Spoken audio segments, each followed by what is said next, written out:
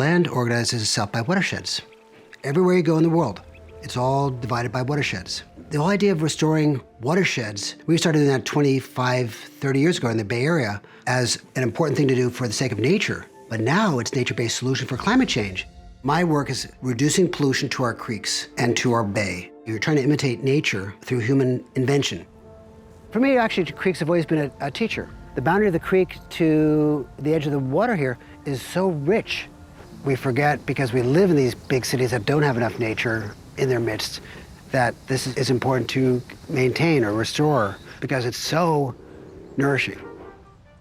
I grew up in New Jersey, just outside New York. Not a very attractive community, but behind our backyard, down in the woods, was this wonderful Greenbrook, it was called. And I'd love to play in the creek. It was a real playground for the imagination. The riparian zone around a creek was so alive. Place-based cultures were always what shaped our world. And we lost that with industrialization. We'd gone through all this urbanization in the Bay Area and ignored our creeks and covered them up. And when I went to graduate school, I said, I'm going to really work on being an environmental planner that seeks to reconnect people to nature. Disadvantaged communities get the brunt of climate change. It's that they are closer to the bay, they're closer to industry, more air pollution, rising sea level, lack of trees. It was part of the inherent racism in our country that's put people of color near industry. North Richmond being adjacent to the Chevron refinery, to a chemical plant, to the Richmond Parkway with diesel trucks, has been on the front lines of policies where pollution impacts local residents. A community that grows up and is near a watershed that is polluted and dirty and contaminated, it's just the sense of not having a place that is special to grow up in. Resiliency involves dealing with the injustices of the past. Originally, this was a concrete channel by the Army Corps of Engineers, and a group of local activists got together and said, no, this shouldn't be a typical flood control channel. Why should a community like North Richmond, why should a poor community, be subject to having a creek be put in a concrete ditch? So they worked hard and created the first environmentally centered flood control channel in the country, frankly.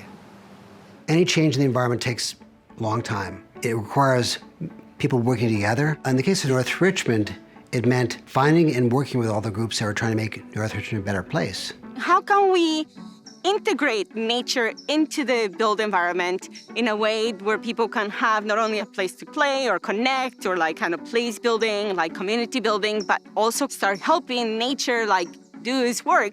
Right over there is a drop inlet. If water gets too high, it drops into that. Like any green infrastructure, it functions like an engineered wetland.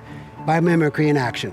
Whether it's through green infrastructure, whether it's through new parks, whether it's through street trees, small bits of nature can mean a lot.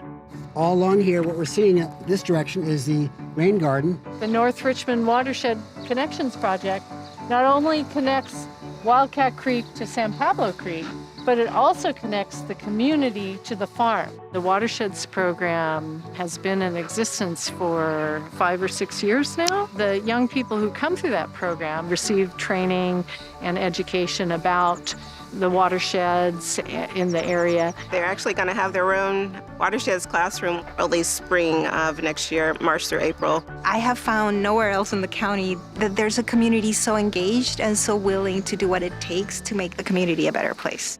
The one thing about being in county government is that there's a lot of really good, well-meaning people who are often boxed in by how things have always been done and by bureaucracy. Then there are those individuals like John who understand that you have to break out of the mold of how things were done.